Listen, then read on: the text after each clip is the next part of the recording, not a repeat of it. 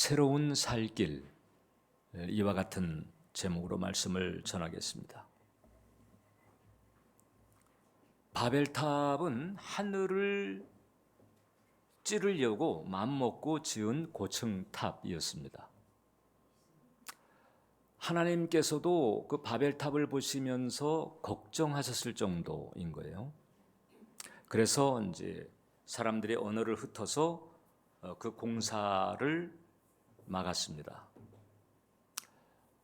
이 바벨탑의 이야기, 혹은 또 에덴의 동쪽으로 쫓겨나서 각종 악기를 만들고 또 여러 가지 기구들을 만들어서 문명을 누렸던 그 가인의 후손들, 이런 스토리들을 보게 되면 이 하나님 없는 사람의 능력치가 만만치가 않다.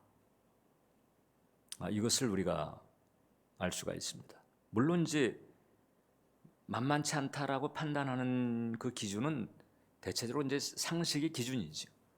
지금도 세계 그 대도시, 특히 이제 이 메가시티 규모의 대도시를 보게 되면 하늘을 찌를 듯한 그 마천루들이 즐비합니다. 거의 하나님 모르는 사람들이 지은 것들이 대부분입니다. 또 하나님 모르는 사람들이 그 안에서 열심히 일을 합니다. 자, 그런 것들도 역시 바벨탑에 준하는 차원에서 하나님 모르고 하나님 없이 살아가는 사람들임에도 불구하고 그 능력치가 대단할 수 있다. 이것을 우리에게 알게 합니다. 그리고 이제 사람들은 이제 이런 세상의 분위기, 그리고 이런 세상의 기준에 맞춰서 그래서 어떻든 돈 벌고 그다음에 출세하고 인정받고 이제 호강하는 삶을 최고라고 여기고 거기에 이제 올인해서 살아갑니다. 사도 바울은 이런 흐름들을 이제 에베소서에서 세상 풍조다 이렇게 한마디로 정의를 했습니다. 근데 이 모든 사람들이 그렇게 살아갈 때 그때 노아, 아브라함, 그리고 모세, 혹은 다윗, 다니엘, 이분들은 그렇게 살지 않았습니다. 거의 모든 사람들이 세상 풍조를 따라갈 때 지금 말씀드린 그분들은 하나님을 따르는 삶을 산 거예요. 그리고 하나님 따르는 삶을 선택을 했습니다. 물론 이제 거기 하나님의 부르심이 있었죠. 근데 이제 부르셨다고 다 따르는 것은 아닌 거잖아요. 그래서 하나님을 따르는 삶을 선택한 것도 역시 은혜고 축복입니다. 그런데 하나님께서 우리를 부르실 때 우리를 부르신 그 하나님의 부르심은 이 세상에서 잘 되라고 부른 것이 아닙니다. 여러분, 그렇다고 해서 하나님이 우리가 이 세상에서 잘 되는 것을 원치 않는다는 뜻이 아니에요. 신명기를 보게 되면 하나님의 길을 잘 따르는 사람에게, 즉 순종하는 사람에게 주신 축복들이 풍성하게 담겨 있는데 거기에 보면 위에 있고 아래에 있지 않게 하며 머리가 되고 꼬리가 되지 않게 할 것이라고 하는 약속의 말씀이 있어요. 결국 세상 사람들이 추구하는 그런 축복을 담고 있는 거예요. 그러니까 우리가 잘 되기를 원하시고 잘 되게 해 주시지만 그러나 세상에서 잘 되게 하신다 할지라도 그것이 우리를 부르신 하나님의 목적 혹은 중심은 아니다. 그럼 뭘까? 하나님의 목적은 뭘까? 죄와 죄짐 그리고 지옥이라고 하는 영벌의 늪으로부터 빠져나와서 영생을 누리고 그리고 빛나는 영원을 장차 누리게 하시려고 하나님께서 우리를 부르신 줄 믿습니다. 이 코스를 가는 것이 대단히 중요한 거예요. 이 코스를 통해서 하나님을 따르는 사람에게 나타나는 특징이 있는데 그것이 바로 뭔고 하니 이제 영생을 중요하게 생각합니다. 보통 적지 않은 신자들이 영생하게 되면 영생, 영원토록 사는 거, 천국에 가서 천국의 복락을 누리는 거, 여기에 초점을 맞추고 있는데 그것은 일부입니다. 사실 영생이라고 하는 것은 천국에서의 영원한 삶, 가능하게 하는 것이지만 그보다 더 근원적인 거예요. 요한복음에 보게 되면 하나님과 그의 보내신 자 예수님을 아는 것이 영생이라고 그랬거든요. 그러니까 영생은 삼위 하나님을 아는 것입니다. 근데 삼위 하나님의 본질이 사랑이니까 삼위 하나님과 사이에 사랑의 관계에 빠진 상태, 이것이 바로 영생이다, 이렇게 보면 되는 거예요. 그러니까 우리는 사실상 중생한 그때로부터 하나님의 사랑받는 대상이 되는 거잖아요. 나는 아직 주님을 온전히 사랑하지 못할지라도 하나님의 사랑을 받는 그런 관계에 이미 돌입했습니다. 그래서 우리가 영생을 얻었다, 이렇게 말하는 거예요. 그래서 이 영생이라고 하는 것은 죽은 다음에 영원토록 끝도 없이 천국의 복락을 누리는 것, 이거보다도 더 중요한 핵심을 가지고 있는데, 삼위 하나님과 사이에서 사랑의 관계에 들어가는 것을 말합니다. 그러니까 여러분, 이제 영생을 온전히 누리는 사람은 어떤 사람이냐? 하나님의 사랑을 받을 뿐만 아니라 하나님을 사랑하는 사람이죠. 그리고 하나님의 마음을 헤아리면서 사랑으로 하나님을 따르는 사람, 하나님과 사랑의 관계 가운데서 사랑으로 하나님을 따르는 사람, 이 사람이 바로 영생을 누리는 사람이다, 이렇게 볼 수가 있어요. 근데 실제로 이 땅에서 우리가 신앙생활 할 때 이 영생과 이 종교성이 대단히 비슷하게 보입니다. 이렇게 겉보기에 이 영생과 종교성은 구분하기가 쉽지가 않아요. 그래서 이 영생을 누리는 것이 아니라 이 종교성으로 살고 있음에도 불구하고 자신이 영생을 누리고 있는 것처럼 스스로 속는 사람들도 적지가 않습니다. 자, 그러면 첫 번째 그 종교성이라고 하는 것이 무엇일까? 종교성은 한마디로 신의 존재를 인정하고 신을 찾고 신을 구하는 그런 마음을 우리가 종교성이다, 이렇게 말할 수 있어요. 모든 사람에게는 드러나든 드러나지 않든 종교성이 존재합니다. 전도서 3장 11절을 보게 되면 하나님이 모든 것을 지으셨을 때 때를 따라 아름답게 하셨고 또 사람들에게는 영원을 사모하는 마음을 주셨다. 사람들에게는 영원을 사모하는 마음을 주셨다. 영원을 사모하는 마음. 이게 뭐 깨우친 사람이든 미개한 사람이든 상관이 없어요. 남녀노유 동서고금을 막론하고 이 땅에 존재하는 그 모든 사람의 마음 가운데에는 영원을 사모하는 마음, 즉 신을 추구하고 갈망하는 그런 마음이 있는 거예요. 이것이 바로 종교성입니다. 이 종교성 때문에 사람들은 신을 찾다가 결국 복음을 듣고 이제 예수님을 만나고 그리고 참 하나님을 찾게 되는 거죠. 그래서 이 종교성이라고 하는 것이 중요한 출발점이 되고 중요한 바탕이 되는 거예요. 그러니까 종교성 자체를 나쁜 것으로만 정죄할 수는 없습니다. 그런데 이제 왜 이 종교성을 우리가 이제 문제로 여기는가? 특히 이제 성경은 이런 종교성을 대단히 경계하거든요. 왜 그럴까? 이 종교성이 가지고 있는 특징이 있는데 이 종교성은 이게 신을 찾고 신을 만나기를 구해요. 때로는 열심을 내면서 신의 인정을 받으려고 애도 씁니다. 그런데 문제는 뭔고하니 신을 이제 찾고 있는 그 사람의 입장에서만 신을 생각하고 신을 대하는 거예요. 신의 입장에 서는 게 아니에요. 내 입장입니다. 물론 신을 찾고 있지만 그게 신의 입장이나 신의 관점이 아니고 나의 입장, 나의 관점에서 신을 대하는 거예요. 이게 바로 종교성이 가지고 있는 문제인 거예요. 그래서 이제 이런 마음을 가지고 단순하게 연결을 합니다. 내가 열심을 내면 신이 봐주겠지. 내가 신을 인정하면, 신의 존재를 인정하면, 신이 어떤 분인가를 내가 인정하면, 그럼 뭐 그 신이 나를 설마 서운하게 하시겠나? 이제 이런 마음을 가지고 또 열심을 내기도 하거든요. 이게 다 내 생각인 거예요. 내 기준을 가지고 신을 대하는 거예요. 이게 바로 이제 종교성이 가지고 있는 취약점이에요.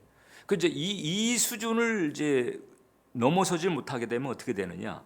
그럼 이제 이 종교성이 가지고 있는 그 치명적인 그 약점의 발목을 붙잡히게 되는데, 그 약점이 어떻게 나타나는 거 하니?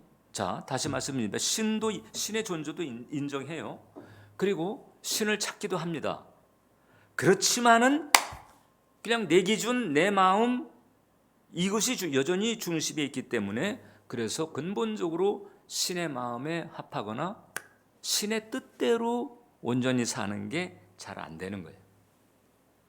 바꿔 말하면 교회를 열심히 다녀도 종교성의 열심인 것이지, 실제로 교회 다니는 이외의 일상에서는 신의 마음에 합하거나 신의 뜻대로 사는 삶은 별로 없거나 거의 없는 이런 케이스들인 거죠. 예를 들어서 이제 신에게 열심을 내도 이제 이런 선입니다. 내가 어떻게 원하는 게 있어.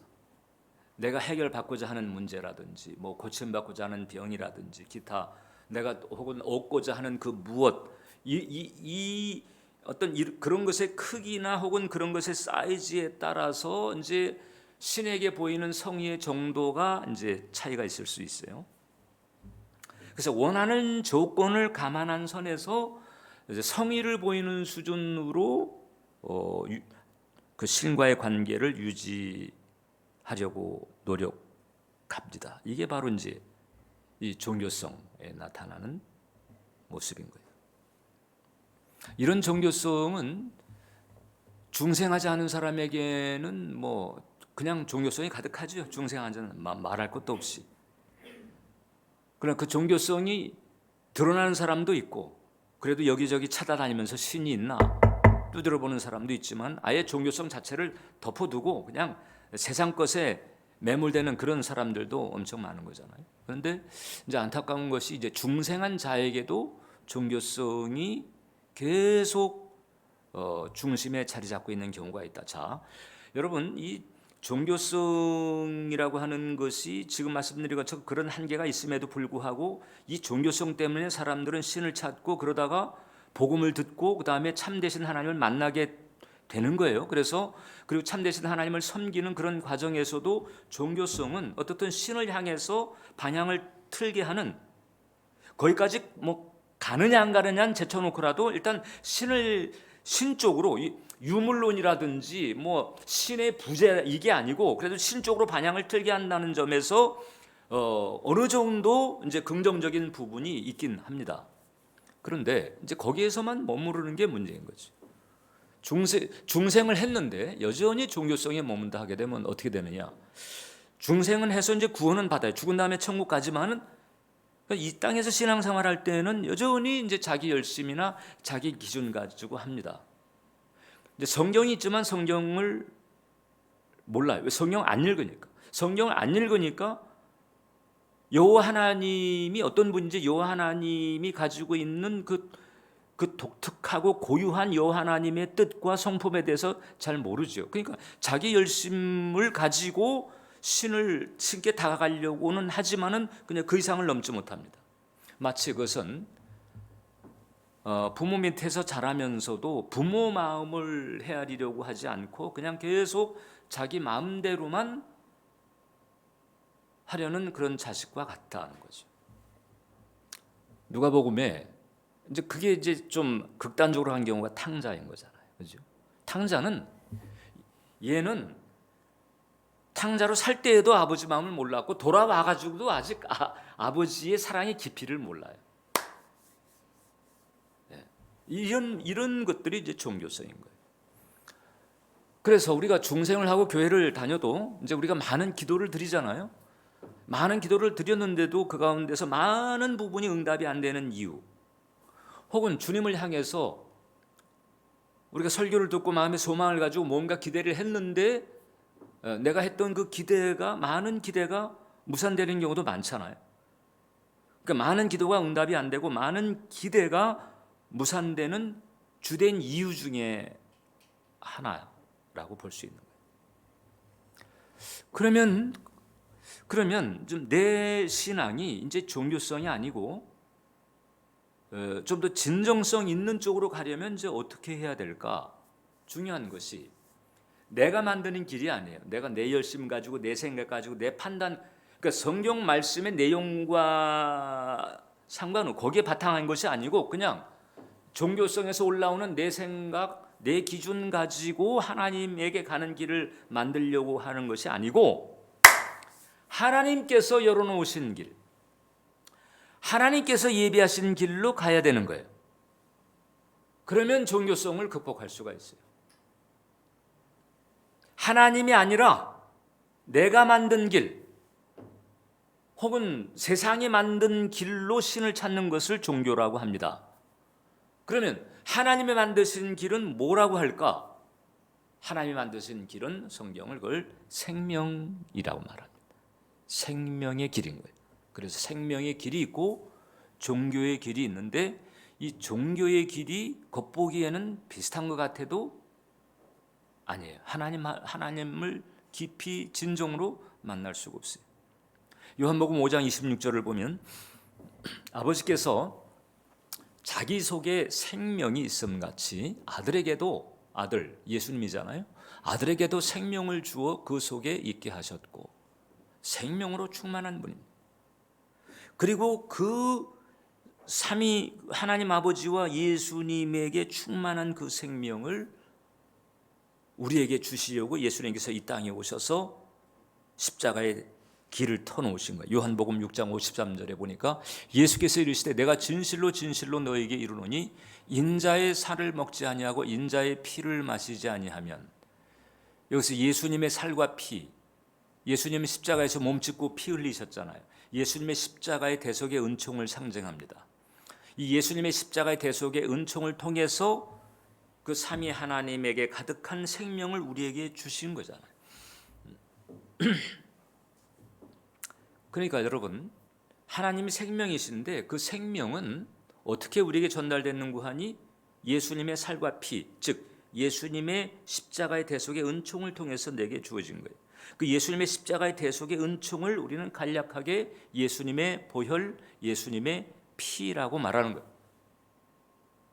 우리가 예수님의 피, 예수님의 보혈 얘기할 때에 우리 사람의 혈액처럼 이 검붉은 이런 겔 상태의 어떤 그런 물리적이며 화학적인 그런 용액을 말하는 게 아니고, 예수님의 피라고 하는 것은 예수님의 십자가에서 대속의 역사를 일으키시는 증거로서 상징적인 표현인 거죠. 예수님의 대속의 은혜를 말하는 거예요. 예수님의 피. 따라서 말씀해요. 예수님의 피는 예수님의 대속의 은혜다. 네. 이 예수님의 대속의 은혜, 즉 예수님의 피를 통해서만이 사람은 창조주 하나님을 만난다. 예수님의 피 말고는 생명 대신 창조주를 만날 수 있는 길은 없는 거예요. 그래서 이제 이 종교성이 아니고 이 생명에 속한 사람은 어떻게 되는 줄 아세요?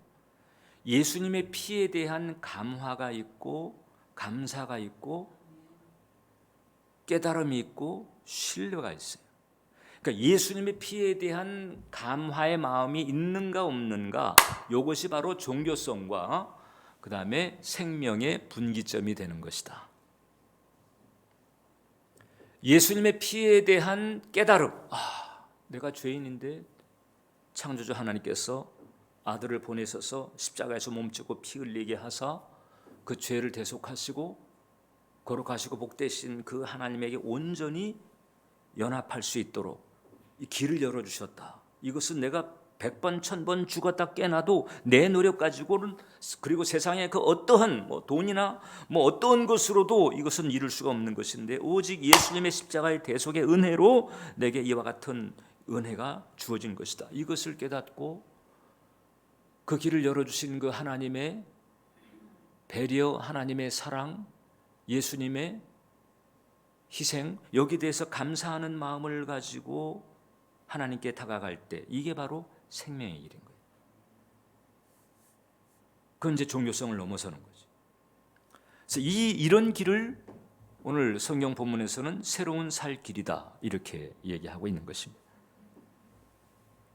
다시 한번 따라서 해보세요. 예수님의 피 외에는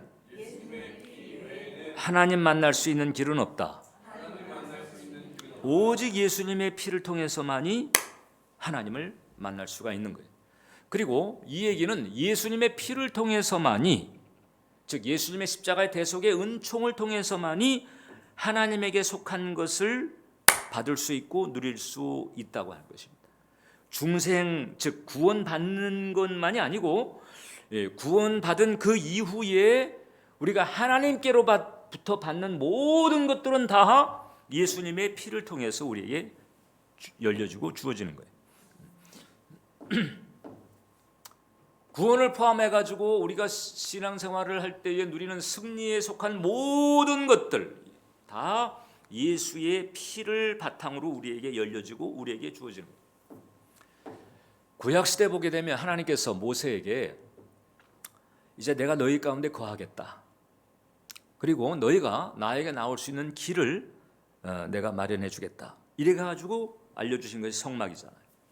하나님께서 우리에게 거하시는데 우리에게 거하시는 그 하나님에게 나아가서 그 하나님을 만나고 그 하나님과 교통하며 그 하나님의 코치를 받는 이와 같은 은총을 누리기 위해서는 이 성막에 그 코스가 있단 말이죠. 그 코스를 가야 했어요. 그런 코스를 올바로 지켜내지 못하면 어떻게 되느냐? 살아남을 수가 없었습니다.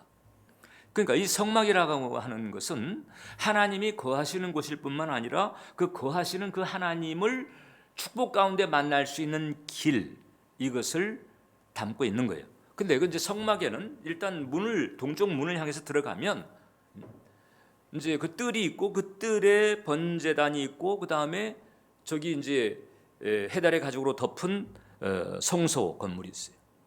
그래서 여기 이제 이 아주 그 중요한 이제 이 기명들이 있는데 뜰에 있는 번제단, 그리고 성소 안에 들어가서 이제 분향단, 그리고 지성소 안에 있는 법궤, 이 코스가 하나님을 만나는 코스인 거예요.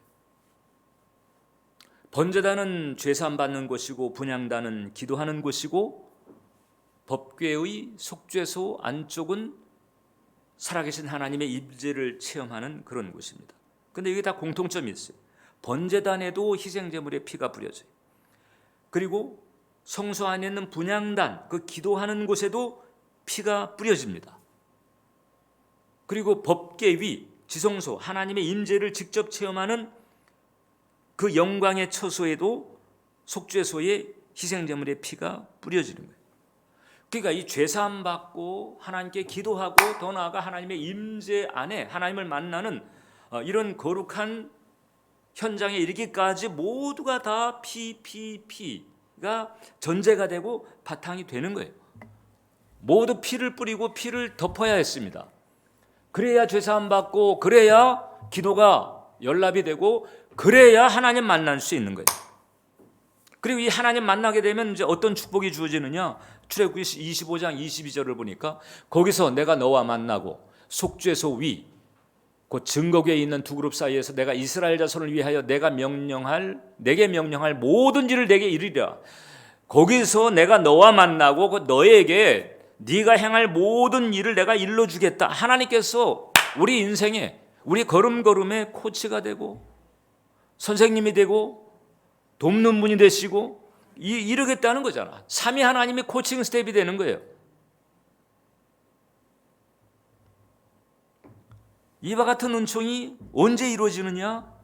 번제단의 피, 분향단의 피, 법궤 속죄소의 피, 모든 것이 피, 즉 대속의 은혜, 대속의 은혜를 바탕으로 열려지고 대속의 은혜를 바탕으로 부어지고 대속의 은혜를 바탕으로 응답이 되고 대속의 은혜를 바탕으로 하나님의 임재의 축복을 받게 되고 예수님의 이제 쉽게 말하면 그 구약시대 희생제물의 피가 바로 예수님의 피인 거잖아요. 예수님의 피가 원형이고 희생제물의 피는 모형인 거거든요.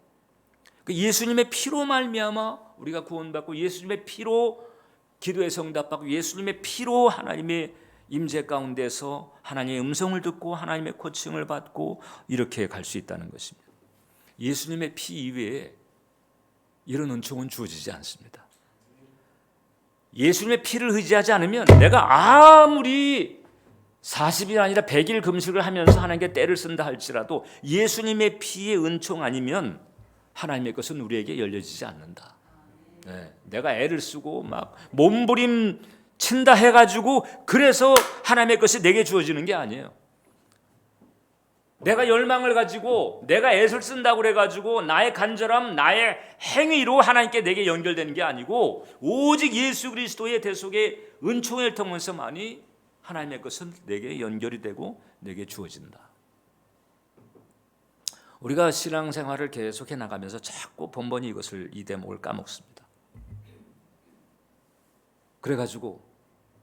그래서 내가 이제까지 주일 성수하고 또 주님 앞에 섬기고 봉사하고 이랬으니 뭐 잘 봐주시겠지.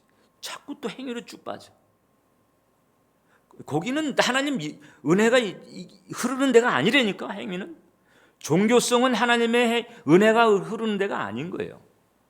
근데 우리는 자꾸 또 그쪽으로 자꾸 빠집니다. 내가 이거 했으니까, 내가 저거 했으니까, 내가 이러고 있으니까. 아니에요. 예수님의 피예요. 예수님의 피. 십자가 대속의 은혜. 그 대속의 은혜예요. 내 노력이 아니에요. 내 간절함, 내 몸부림이 아니고 예수님의 은혜를 통해서 내게 주죠. 그래서 이 어마어마한 축복, 그냥 내가 이제 믿음으로 그 하나님과의 사랑의 관계에서 그냥 거저 누리게 하는 이 엄청난 축복을 방해하려고 세상과 육신이 끊임없이 중간에서 회방을 놓습니다.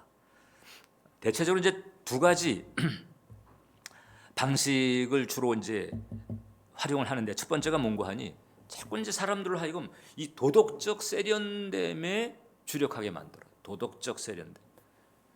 그래가지고 이제 교회를 다니고 신앙생활을 하고 하니까 이제 자꾸 이제 도덕적으로 착하게 살고 선하게 하고 그렇게 해야 되죠. 그렇게 해야 되는데 자꾸 그쪽으로 또 연결시키는 거예요. 그쪽에만 또 치중하는 거예요. 그리고서 심지어는 이런 얘기도 합니다. 기독교는 푸주간 종교다. 뭐 이렇게 비방을 해. 왜 피하냐는 거예요. 왜 그렇게 끔찍하고 섬뜩한 자꾸 피하냐. 좀 세련되게, 좀 도덕적으로, 좀 매너 있게 정신수양하고 사람들과 원만한 관계 이렇게 하면서 이러면 되는 거지. 그 뭐 왜 자꾸 그런지 모르겠네. 그거 이렇게 하게 만드는 거예요. 두 번째는 이제 피를 알아도 이 피를 주술적으로 사용하게 합니다. 이게 피를 아는데 이걸 주술적으로 사용한다는 건 뭐냐? 믿음은 없어요. 근데 교회를 다니면서 들은 건 있어. 예수의 피가 그 피를 발랐더니 뭐 죽음의 재앙이 막 넘어가고, 그리고 실제로 뭐 집회 간증에 뭐 예수의 피를 했는데 막 귀신이 쫓겨나가고, 이 피가 이게 우리가 쏴본 적도 없고 우리가 타본 적도 없지만 그 군대 탱크라고 하는 게 위력 있는 무기라고 하는 걸 알잖아요. 그죠?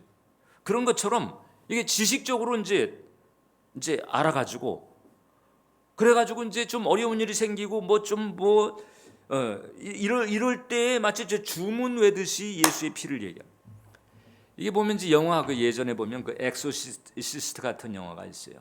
그럼 거기에 이제 귀신 아주 그냥 그 심각하게 이제 귀신 들려가지고 발작을 하고 막 귀신이 드러나서 그냥 막 눈을 까디짓고 그냥 막 공격을 하고 이제 이런 상황을 놓고, 특히 이제 그런 영화들은 이제 주로 그 카톨릭 사제들이 이제 주인공이 돼가지고 등장을 하는데, 근데 카톨릭 사제 중에도 보게 되면은 이제 그런 소위 그 구마 의식이라고 하거든요. 축사 의식. 이거 전문으로 하는 이런 사람들 말고 처음에 이제 그런 환자들을 처음 접하는 사제들은 믿음이 없는 거예요. 믿음이 없는데 지금 귀신은 드러나고 하니까 겁이 나가지고 이제 들은 건 있고 그다음에 읽은 건 있어가지고 이제 예수님의 십자가 대놓고 그냥 막 벌벌 떨면서 그냥 아무 뭐 효력이 없죠. 효력이 없어. 왜냐하면 믿음이 없는데. 믿음 없는 교인, 믿음 없는 사제가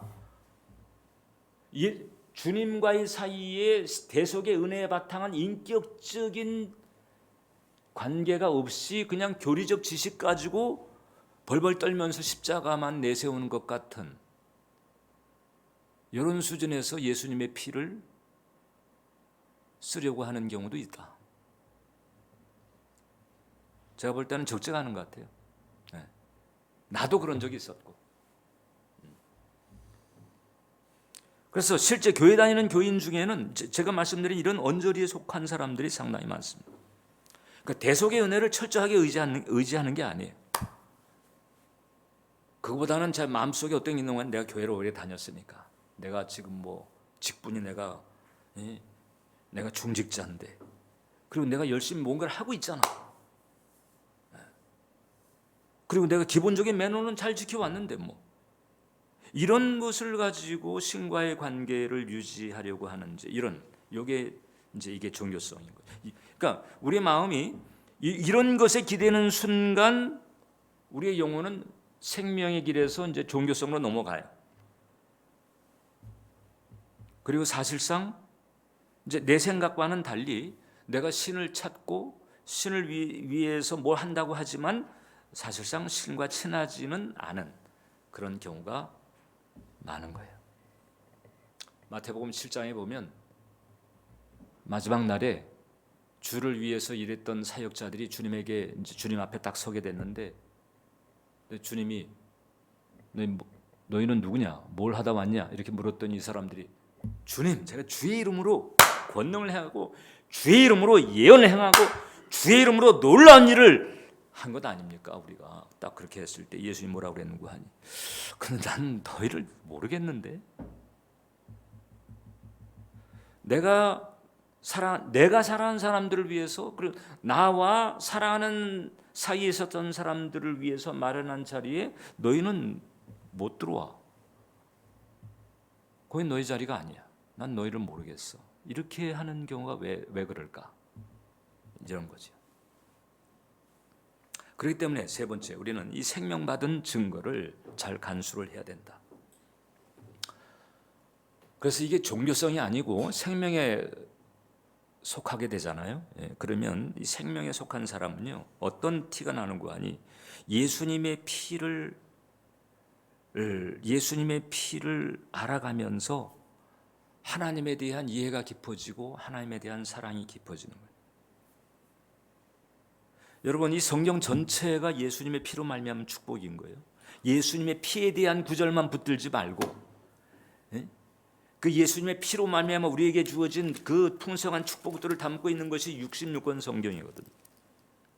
그러니까 예수님의 피에 대한 구절만 붙든다고 그래가지고 예수님의 피에 대해서 내가 알고 있지라고 오해하지 마시라. 아니에요. 나도 그런 적이 있었고 그런 분들 많이 봤어요. 그런데 아닌 거예요. 아닌 거예요. 그리스도를 닮은 티도 안 나고, 그리스도의 성품도 그리스도의 능력도 안 되는 거예요. 저도 그랬어요. 그게 고민이 됐던 거죠. 왜 그럴까? 예수님의 피에 대한 구절만 붙잡았지, 예수님의 피로 말미암은 66권 전체에 대해서는 무지한 거예요. 그리고 이걸 아는 대신 뭘로 메꾸려고 하는 거 하니, 신앙의 연조나 혹은 어떤 활동으로 이걸 메꾸는데, 사실 그걸 메꾼다고 생각하는 건 자기 생각이지 하나님 생각은 아니에요. 그럼 그걸 우리가 어떻게 할 수가 있는가? 그 예수님의 피에 대해서 깊이 알아가게 되면 감화받은 마음, 감사한 마음, 이런 마음이 갈수록 더 커지게 돼요. 그래서 그냥 다시 얘기하면 예수님의 피에 대한 구절만이 아니에요, 여러분. 예수님의 피로 말미암아 우리에게 주어진 이 66권에 담겨있는 전체 내용들이, 이게 피로 말미암아 이게 내 거가 되었구나. 피로 말미암아 내가 여기에 담겨있는 이런 존재가 왕 같은 제사장이 되었고, 그 다음에 창세기로부터 요한계시록까지 하나님께서 열어준 이 모든 축복들이 그냥 이게 내가 지금 어떻게든 받아야지 이게 아니고 피를 통해서 내게 주어진 거네. 이게 내 거네. 이 축복과 은혜를 알면서 감화의 마음, 고마운 마음이 이렇게, 그리고 세상을 대하고 사건을 대하는 마음 바탕 자체가 이제 달라지게 돼요. 그리고 고마운 마음, 감화의 마음 때문에 예수님과 더불어 인격적으로 동행하고 교제하려고 애를 쓰는 거예요. 그리고 이 은혜가 예수님의 대속의 은혜죠. 예수님의 피가, 이건 생각해 보니까 내 짧은 목숨보다 이게 더 귀한 거야. 내가 가지고 있는 모든 것, 그리고 그것을 유지하고 있는 나의 이 목숨이 짧은데 이 내 짧은 목숨보다, 내가 가지고 있는 것보다 이게 더 귀한 거예요. 이것을 이제 깨닫고 고백을 하는 거예요. 그런데 참 아이러니하게도 이 신약 시대 살고 있는 우리들은 계속 그냥 끌탕을 하고 있을 때, 뭐 십자가의 은혜 시대도 아니고 성령 시대도 아니었던 그런 구약 시대를 살았던 이 다윗이 이런 고백을 하는 거예요. 시편 63편 3절에 주의 인자하심이 생명보다 낫다. 여기서 주의 인자하심이라고 하는 것은, 이게 이제 쉽게 말하면 십자가를 통해서 우리에게 열려진 하나님의 사랑을 말하는 거예요. 그러니까 이 다윗은 구약 시대 때의 신약적 은총을 깊이 받은 참 특별한 은혜를 받은 사람인데, 주의 인자하심이 생명보다 낫다는 거예요. 네. 예수님의 피를 통해서 받은 은혜, 그 구원의 역사가 내 짧은 목숨보다 소중하다. 초대교회 성도들은 그래서 순교를 당하면서도 예수님 십자가의 줄을 선 거잖아요. 짧은 내 생명보다 십자가의 그 사랑과 하나님의 은혜가 이 엄청 귀한 거거든요. 그 짧은 목숨 옳거니 너희 취하려면 취해가라. 나는 예수님 줄에 서겠다 이거죠. 예수님의 피를 이런 마음으로 붙들어야 되는 거죠. 네? 이런 마음으로 예수님의 피를 붙드는 사람에겐 위로가 임하고 능력이 부어지고 소망이 강하게 이끌어주는 거예요. 그리고 하나님 나라와 권세가 이게 현실화되는 거죠. 그러니까 이제 각각 개성이 있는 형태지만 노아는 노아대로, 아브라함, 모세, 여호수아, 느헤미야, 다니엘, 다윗 다 그들이 이 세상 풍조와의 싸움에서 승리하고 믿음 지킬 수 있었던 그런 비결이었다. 신학자들은 성경을 쥐어짜면, 성경을 이걸 자꾸 이제 쥐어짜면 어떻게 될까? 거기서 피가 뚝뚝 떨어질 거라. 구약 시대는 희생제물의 피, 신약 성경은 예수님의 피가 뚝뚝 떨어진다. 대속의 은총이. 대속의 은총 아니고는 우리 인간은 하나님 만날 수 있는 길도 없고, 하나님께 용납받을 수 있는 길도 없고, 하나님께 사랑받을 수 있는 길도 없어요. 하나님에 속한 모든 것은 오직 예수님의 피를 통해서만이 온다. 그래서 성경을 제대로 읽는 사람은 이 피에 적시어지지 않을 수가 없어요. 다 피로 말미암아 열려진 것이고, 피로 말미암아 주어진 것이고. 그래서 이렇게 이제 피에 적시워지게 되면 어떻게 되느냐? 이제 생각이 피로 젖어야지. 교회를 많이 다녀도 생각이 피로 안 젖어져. 걱정, 근심에 젖고, 불안과 두려움에 젖고, 세상 욕망에 젖고. 이게 아니에요, 여러분. 피에 젖어야, 생각이 피에 젖어야 돼. 마음이 피에 물들어야 돼. 우리의 언어도 피에 물들어야 돼. 예수님의 피에, 예수님의 피에 생각이 젖어들고, 예수님의 피에 마음이 물들고, 예수님의 피가 우리의 언어에 배어 나와야 되는 거거든요. 이게 피로 사는 사람, 이게 피로 사는 사람, 이게 대속의 은총으로 사는 사람, 종교성으로 사는 게 아니고 이 생명으로 사는 사람은 이렇게 돼 있다는 거죠. 그러니까 이게 이제 모든 출발이 보니까 이 피에 물들지 않은 생각서부터 멀리 해야 되는 거예요. 피에 물들지 않은 생각서부터 멀리 해야 생각의 축적이 마음인 거잖아요. 그러니까 이제 피로 물든 마음을 가지게 되고, 그 마음에서 나오는 말이 피에 배이는 거지. 피에 배인 언어가 무엇이겠어요? 감사의 언어고, 찬양의 언어고, 믿음의 언어고, 긍정의 언어고, 사랑의 언어이고, 이게잖아요.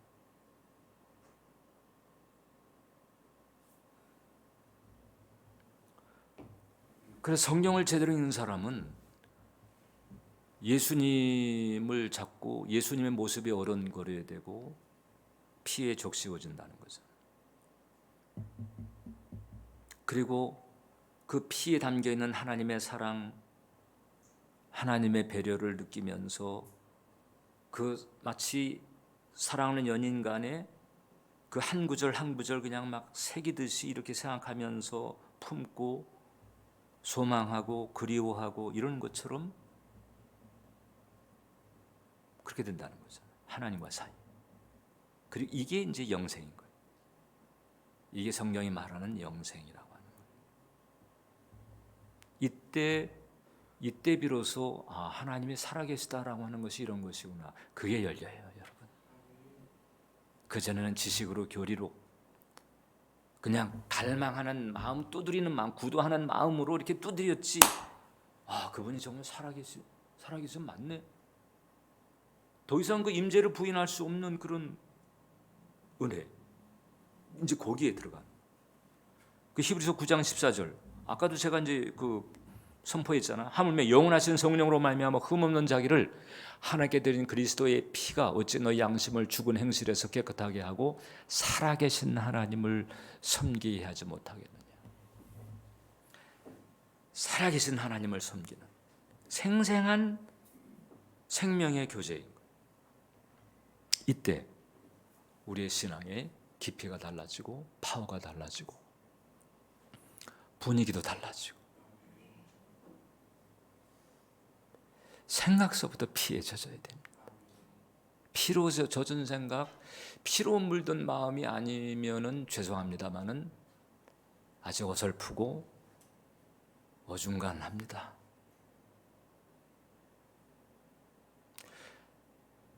그래서 파워를, 생명의 역사를 우리가 누리지 못하는 거예요. 그러나 여러분, 우리에게 소망이 있는 것은 하나님은 기다리시는 거예요.